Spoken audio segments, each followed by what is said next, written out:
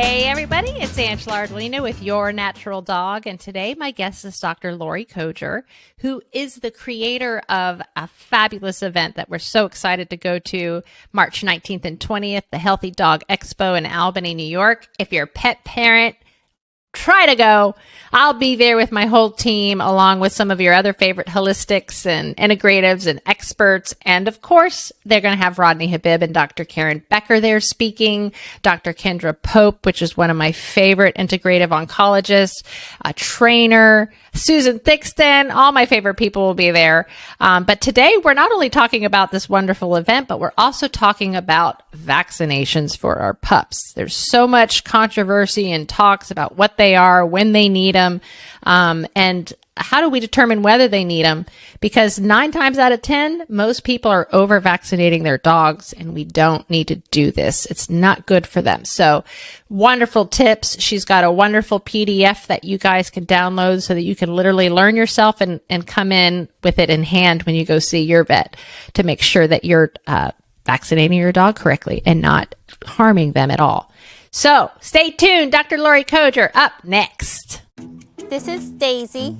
She's our 17-year-old rescue, and her owner surrendered her to the veterinarian because she couldn't walk anymore.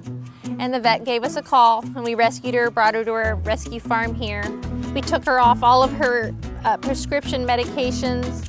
She was having seizures every day, grand mal seizures. She had no hair on her feet, on her tail. And we have her on a CBD regimen, and she has come back alive. She's become puppy-like. She runs around and plays, and she could live to be 20 years old and live a very long, happy, pain-free life. CBD Dog Health, healing naturally. I'm so excited to have Dr. Laurie Coger. And the reason we're having you on now is because you put on an annual event that we had to postpone because of COVID. That's finally happening March 19th and 20th in Albany. And you have Dr. Karen Becker and Rodney Habib coming. And thank you for putting this wonderful event on.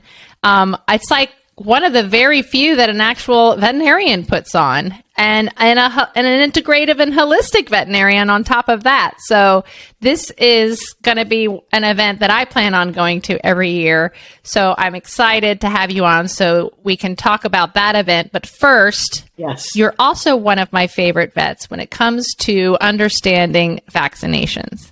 And I wanted to also talk about this because I have a store, Beautify the Beast, my store, and on a regular basis, every time I see a puppy, I feel this overwhelming need to tell them, don't over-vaccinate.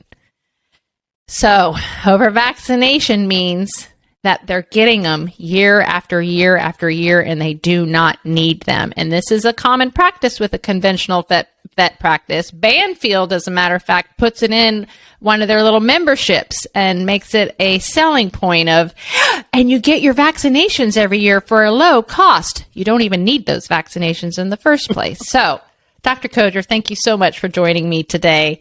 Thank you so much for having me. This is going to be great.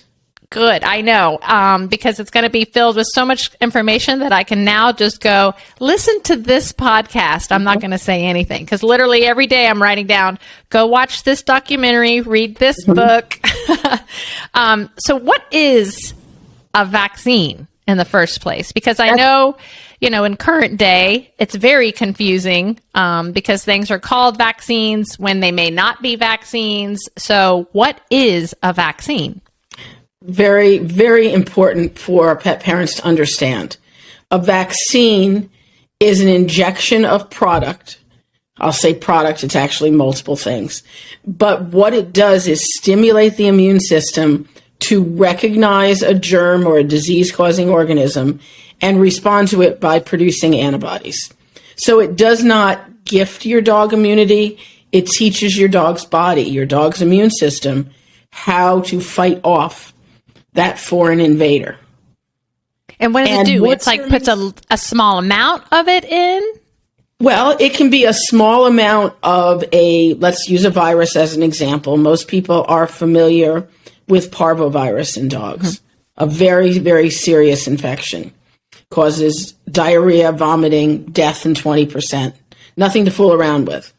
So most of our parvo vaccines contain a fraction of the parvovirus or a very weakened form of the virus that cannot cause disease, but it acts like the virus in the body and teaches the immune system to recognize it and kill it.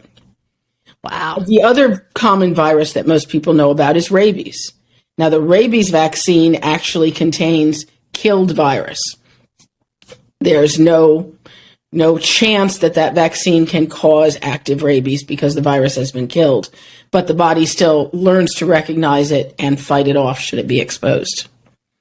And so I know that there are core vaccinations versus non-core. Like, I live in Florida, and I know that there are things offered to me that someone in Arizona isn't offered, or offered something else in Arizona.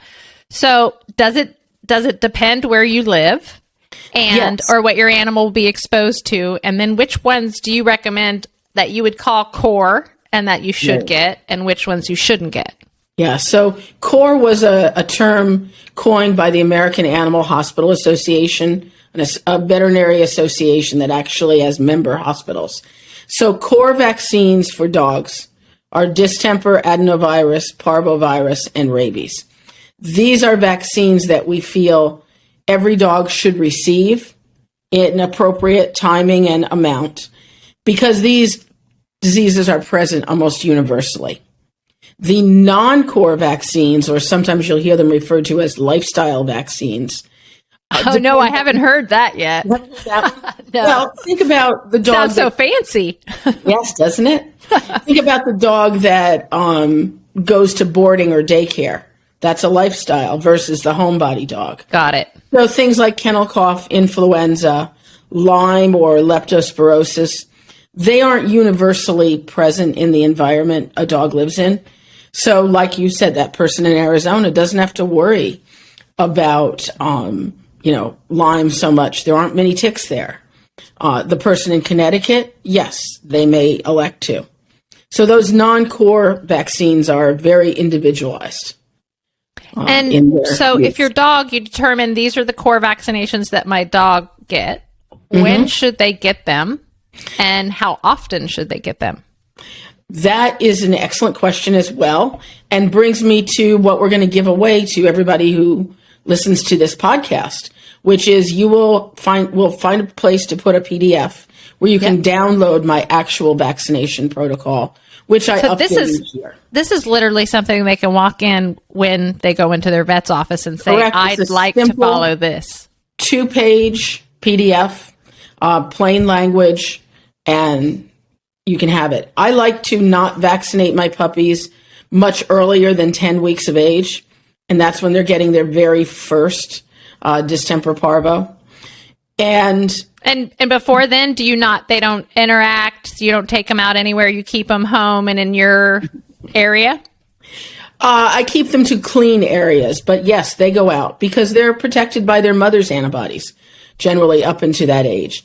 And if you want to be really scientific about it, we'll measure the mother's antibody levels prior to birth. Awesome. And then we can predict when the puppies are safe and when they're becoming vulnerable, and scientifically time the first vaccination to that individual litter. But no, I get my puppies out because they need social development. They need to see the world. They need to feel the grass under their feet. They need to eat dirt and poop and grass and all the things that are out there. Get their microbiome in shape, everything. So yes, get them out, but be thoughtful about it. And if people are thoughtful about what they do with their dogs, you generally will make good decisions, and that's what it's all about. Is it when does a conventional vet recommend vaccinations? Because I feel like everything. I'll see a 6-week or 8-week-old puppy in the store, and they have everything's been done, and I'm like, what? That just seems like too much has been done. Yeah, it's scary. I'll see records from pet store puppies that have received vaccinations starting at 2 weeks of age. For Pete's sake, their eyes weren't even open. Why are you vaccinating vaccinating them at that point, their immune system is not ready to respond. It's just stupidity. Many vets will vaccinate at 6 weeks. For my taste, that's too early.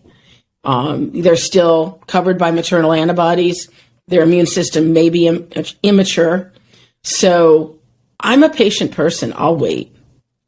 So 10 weeks, you feel that most puppies are going to have a developed immune system and will be able to respond correctly to the vaccination that they're giving them. Exactly. Now, and I'm sure, go ahead. Then I'm going to vaccinate. I'm going to repeat, and you'll have the protocol at 4-week intervals until I am confident the puppy is of age and should have full immunity. And then I will turn around and prove that with a titer, which is an antibody level. Exactly. So explain to people what a titers is, because I loved this. I can't remember which vet shared this with me, but if you're a veterinarian, you have to make sure that you're protected from rabies. Mm-hmm. But you don't get the rabies vaccination every single year. You get a titers to show that you do not need another rabies vaccination. So then I'm like, if they're already doing that for veterinarians, why didn't they do it for the clients, for the patients that are coming in? So this is something that you can ask for. And I just learned here in Florida, you have to have a license. Dr. Zach Pilosoff is opening a practice here, and he had to get a specific license to do the titers testing, so this isn't something that every veterinarian necessarily offers or does. But explain to us what a titers is. Well, and I'm totally unaware of any legal requirement to offer titers. Titers are offered by most laboratories. It's a simple blood sample, and it's a measurement of the level of antibodies in that patient's blood. And that patient might be dog, cat, human. Many veterinarians, conventional veterinarians that is, do not have faith in titers, which I find very ironic, given that they trust their bodies to a rabies exposure based on a titer. Right. It's just crazy. So I don't know. I'm saying this as a pet parent, that looks, and I don't know if you know, I lost my first dog at age 7 because I was going to a conventional vet and I did everything. I over vaccinated my dog. I put the toxic flea and tick meds on her. I did everything thinking that I was doing the right thing, and now I know better. And that's why I'm this crazy person that I am now. So I've lived it and have learned the hard way. And I really don't want other people to learn the hard way. But the reason why this is so important is that we're not only putting that disease or whatever we're trying to prevent, but these vaccines have other ingredients in them that are very toxic to dogs, especially if they're getting it every single year. And if you're going to a band field, they're literally sending you a postcard every month saying, come in and get it. You're late. Come get your flea and tick. Don't be without that flea and tick. Like the pressure is unbelievable. And you feel this guilt because it's the vet, your doctor is telling you to do this. So it's absolutely right. What are the dangers of vaccinating them too much and not giving them the titers instead? Right. To speak to your first part, which is very relevant, vaccines contain ingredients that are designed to kind of irritate the immune system to provoke a stronger response. Those things might be aluminum, mercury, formaldehyde. There will also be an antibiotic in there to inhibit bacterial growth. So if I didn't know that. Yeah, gentamicin is commonly used. Every time you inject, you're injecting that as well as the actual virus. So doing that year after year is just insane. And of course, when you consider that by science, most of our vaccines, say our distemper parvo, last 9 to 15 years. Why in the world are you doing it every year? You can't make a body more immune. Right. If you're immune, you're immune. So once you've done a titer and proved that the immune system has done its job and responded appropriately, you're done as far as I'm concerned. Rabies is a little different because you must comply with state laws. But in terms of other core vaccines, no, you're done. You're absolutely done. The other risk with vaccines is every time you tick off the immune system, you're making it a little touchier. So the chances after repeated vaccinations of autoimmune, meaning attacking self, reactions goes higher. Wow. So, it's like the person who's allergic to a bee sting. The first time they get hives, the second time they get whole body hives, the third time they're in full-on anaphylactic shock. Same thing can happen with a dog. These are things that I didn't even think about. I mean, I know I'm anti, vaccinating every single year. But it's so funny because, you even just say vaccinations nowadays and everybody is up in arms about it. But yes. I'm glad that you have this PDF that listeners will be able to download, because being able to have something that you can follow, and if you do have a vet that doesn't believe it or won't do it, then you can find one. You can start by going to the ahvma.org and finding a vet and literally calling them and going, do you offer titers? I don't want to vaccinate. 9 times out of 10, an integrative or holistic vet is going to offer this and not over-vaccinate your dog, which is why I'm such a fan. Definitely. And there's more and more of us now, fortunately. I know. And so I know there's people listening that are freaking out because they have over-vaccinated their dog. What can they do? First of all, before we do that, what are some adverse reactions we can look at? Because I can't tell you how many times I talk to pet parents and they're like, all of a sudden they started having seizures, all of a sudden whatever. And I'll be like, was there something that happened that could have triggered that? Well, we were at the vet's office and she got her vaccinations. Could that be it? So what are some adverse reactions that they should look for? And what can they do if that happens? Yeah, adverse reactions can range from anything from feeling a little blah, lack of energy, just kind of tired, to full-on anaphylaxis. Hives are very common, facial swelling. All of a sudden your Labrador has lips like a Shar-Pei because they've just swollen up so much and their eyes are almost swollen shut. Vomiting, GI signs, all the way to collapse. Wow. And of course, seizures or a profound reaction. Obviously, if anything happens, you're going back to your vet. And they know what to do. Like, have they been told if this happens after vaccine, here's the protocol? Generally speaking, yes. I mean, and of course, definitely yes. When we're talking about the hive-like reactions, the facial swelling, everybody knows what to do for that. A lot of conventional vets will deny that something that happens a week later is a reaction to a vaccine because they haven't been trained that, you injected that and that injection is going to have an impact on the body for about is it the body weeks. Trying to figure out what to do with it? Yes, thank you. So, it's about at 3 weeks out is typically the peak effect on the body. But by then, conventional medicine has forgotten they even gave an injection. Wow. So you have to be your dog's advocate and say, no, we know basic immunology and these reactions are taking place in the body. So let's consider that it could be related. And for me, my hot button, if you will, I'll give you my little rant right now. I love it. If your dog has had a reaction to a vaccine, damn it, stop vaccinating that dog. So many people, my colleagues, pet owners, what have you, say, oh, well, he had a reaction to his distemper, but he needs it again. So let's give him some Benadryl first so that he can handle the vaccination.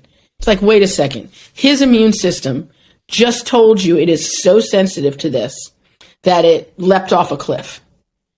And so now you want to put a Band-Aid or, a little cushion at the bottom of the cliff so it can safely jump off. Draw a titer. Prove that the dog is immune and be done with it. Right. It's also the same thing when I see these geriatric sick dogs with cancer or whatever, and we get their vet records and they were given all of the vaccinations. I'm like, what the? And literally, I'm either on with Dr. Zach or Dr. Sarah, and they're both, going. Yeah.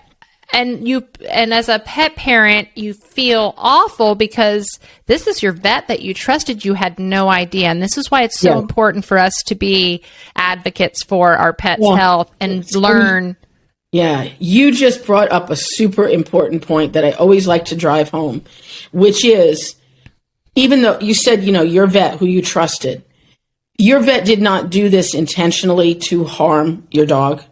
I want to be totally upfront. We are not vet bashing here. No. They are doing what they believe is in the best interest and what their training has reflected. My training has just been different and my experiences have been different. And many others too. And others will probably get there as well. They just didn't know. So, it can be a touchy subject, and people get mad at vets a lot, and people get mad at vets a lot right now during these times. So we need to be kind to each other, and we need to do better as we learn. So anybody who's out there cursing themselves, as you mentioned, having given multiple vaccines, forgive yourself. You were doing the best you could. Now you're moving forward. And what can they do? What can they do if they have? Because I know I have some amazing products that help with detoxifying, but what are some things that they can do if they have, if they do feel that maybe they've over-vaccinated? You know what? Right. Even if you did do the vaccination, you can still do these things to help support your dog's body. Yeah. Thing number one for me is healthy diet, which means fresh food. Get off the kibble, get onto something that's human quality. Use of various supplements, and these I generally tailor to the individual. Mm-hmm. But omega-3s, detoxifying things like chlorella, spirulina, depending on what you're trying to do. Obviously, CBD can be very helpful. Mm-hmm. There are any number of things that we'll choose for the individual dog. Some of the mushrooms are phenomenal in boosting the immune system. So we have a lot of tools in the trunk to use. I noticed everything that she mentioned is a natural product. There's no pharmaceutical drug that you're going to give your dog to help with the side effects of its vaccination. That's going to probably make things worse than better. Okay, so we got to take a short break, and when we come back, we're going to talk about basically what pet parents can do to educate themselves and be their pet's best advocate, including going to events like the Healthy Dog Workshop that's coming up that you're producing. I want to know how you came up with that and what pet parents will learn at it when we come back. This is Odie, my baby old man, aka Barky Von Schnauzer. He's 11 years old and the love of my life. So Odie's favorite thing is to run up the stairs at night when we go to bed, and I noticed a couple years ago that he would stop midway up, and that's when I knew he was suffering from arthritis and joint pain. So the only treatments that I was being offered were harmful prescription drugs that cause liver damage and suppress the immune system, and I just wasn't willing to do that for my senior dog. And full spectrum CBD oil was the only thing that worked. I would give it to him, and literally within 15 minutes, he was puppy-like again. I could see that he wasn't in pain, he wasn't panting, he was running up the stairs. So on Odie, I use Ease, which is a 550 milligram full spectrum CBD oil with frankincense essential oil, turmeric, and hemp oil. And it's great for arthritis, aches and pains, and allergies. No one likes to see their dog suffer. I know I didn't. And to be able to find an all-natural product that doesn't cause additional harm and helps them is a lifesaver for me, and it brings me so much peace of mind. CBD Dog Health, healing naturally. And we're back with Dr. Laurie Coger, and we're talking about how pet parents can be their best advocate for their pet and their pet's health. Vaccinations being one of the most important things because it's one of the first things we do to our little baby dogs. So that's why I wanted to talk about that first. But we're lucky now because we live in a time where we have a book like this that's available to us. Thank goodness. So now we have a blueprint with a holistic vet on here, Dr. Karen Becker, who has been teaching us for, 20 years now, it seems like, about holistic health and integrative health and how we can take that power and raise healthy, happy dogs. What's awesome is that this is who's speaking at Dr. Coger's event, the Healthy Dog Workshop, that's coming up March 19th and 20th. So I mean, I guess this is probably you trying to reach more pet parents. You've been doing that. This is the third annual event. What made you start it? And like, what has been the response? Because I'm so excited. To me, there's nothing else out there. I know a couple years ago, there was maybe one other event, but this really is. And let me tell you what, when you guys go to these events, if you've ever felt like you don't have other people that think the way you do, this is where your tribe is. It is an awesome, amazing group of people, pet parents, other veterinarians, other people who specialize in everything from animal communication to training.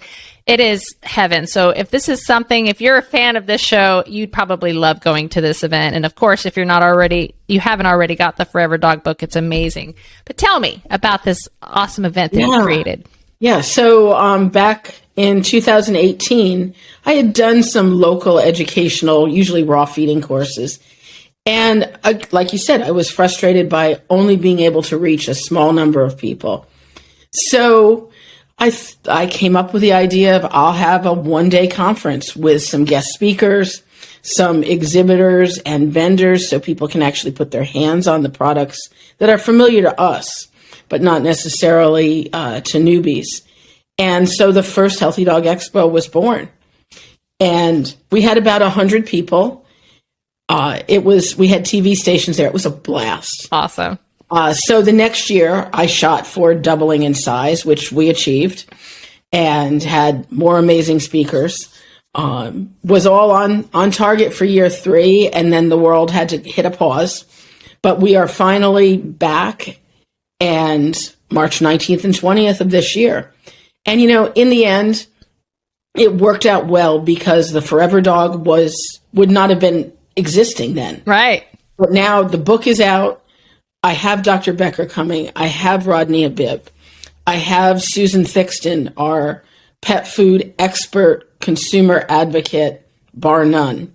Yep. I have the amazing Dr. Kendra Pope, one of 4 integrative oncologists in the entire world. One of my favorites. Yes. And, when Kendra, who I'm blessed to call a friend, starts talking about the results of her cases, she's beating cancer by years with dogs that should have been, not able to survive 6 months. Yep. Her results are amazing. Awesome. And I have the amazing Susan Garrett, world-renowned agility trainer, coming down. So it's going to be fantastic. Well, we'll be there. We're so excited. Our whole team is coming. We're exhibiting, and we can't wait to see everybody. We plan on coming to everyone. My 20-some exhibitors, they're the unsung heroes of this because, great, we're all in a room, we're hearing a great presentation, but then you go out to the tables and, we're standing there talking to you, talking to Dr. Bob Silver of Real Mushrooms, talking to various food companies. I have raw, I have dehydrated, I have cooked, I got them all. And, you put your hands on the product, you talk to the person behind the brand about what they were trying to achieve, why this is their passion. I love that you're saying this. Because it's your tribe. It's your tribe. Right. It's our tribe. But I love that you're saying that because it was funny. One of the first things that we did was teach people how to pick a full spectrum hemp extract. And we had like 5 steps, make sure it's organic, check the COA, make sure it's a full spectrum product, blah, blah, blah. And then we added a number, which was who's behind that brand and that company. Yep. Why did they start it? Why are they doing it? And that's the type of people that you have coming to your event, which is why we are so excited to be there because there's a big difference between people who created or are doing something out of passion and filling a need, that's out there versus just trying to make money. And you hold that book up. Right. That is the ultimate expression of passion and caring for dogs and their people. So it's a blueprint, guys, and you're going to get to hear from those who wrote it. They're going to talk about their experiences. You're going to be with other holistic vets that are going to share their what they've been able to do. It's basically like the podcast, and it's an event. Right. I love it. That's why I've had numerous requests to stream it, and I said, I can't do that because I'm giving you a third of what you will get if you can make the trip. And I realize some people just can't in today's world. There will be a 2023. It will be equally amazing. Awesome. Because streaming it and being it in person is two different things. Yeah. Because you get to actually meet the person and talk to them. It's a very cool experience. Thank you so much for putting that event on. What are some other things that pet parents can do? What else besides the book, attending these events? Are there any online resources that they could do that you suggest that would help them kind of educate, talk to our level so that we can comprehend what the heck we need to do to keep our dog? I don't know about everybody out there. I want them to be happy, healthy, pain-free, want to try my best to keep cancer away. I feel like, I have a rescue. So I would say I have 4 cases of cancer right now. I'm always dealing with cancer. And it's just, and I've had wonderful experiences with a ketogenic diet, a raw, fresh diet, medicinal mushrooms, and a full spectrum hemp extract. And then some of them even get some THC when my osteosarcoma case. Yeah. So what are some other platforms? I would say, of course, any of my speakers, which you can see at healthydogexpo.com, follow them on social media. Dr. Becker and Rodney have a private group called Inside Scoop, where every week they take a deep dive into some really heavy-duty science and the latest studies and information. Hit my website, healthydogworkshop.com, for the blog and for references to different things. If you're looking for really technical information, there's the College of Integrative Veterinary Therapy, CIVT for short. And they have wonderful courses for everyone from the pet owner to a veterinarian.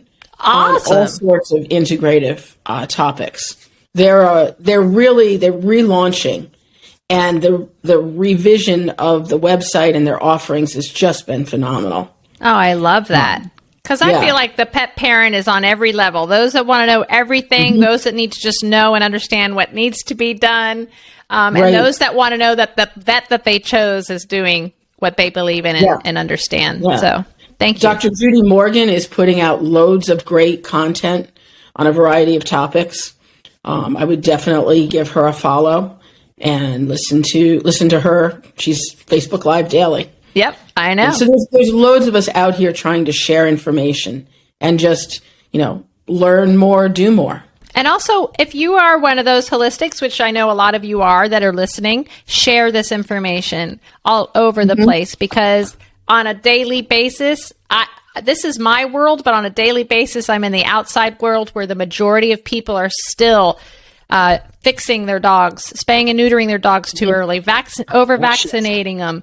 That's a whole toxic flea and tick. I know, it's constant, and these poor animals are being bombarded, and I'm seeing 2-year-old dogs suffering from diseases that my 16-year-old dogs are suffering from. And it makes no sense. And every time, if I go down that rabbit hole, I will be able to link it to diet or a vaccination or a pesticide. And we really need to be their best advocate, because they're so good to us, and we're their voice. They can't speak up for themselves. Thank you, Dr. Coger, so much for joining us. I can't wait to see you, let's see, in a couple weeks now at the event coming up. I'm thrilled that you're doing it, and I'm so happy to be a part of it. Thank you so much for coming on today. Again, healthydogexpo.com is where you can find the information on the event, and I'll be there, so I look forward to anybody who's coming. Thank you so much. Have a good one. Thank you. See you all soon. All right, bye. Bye.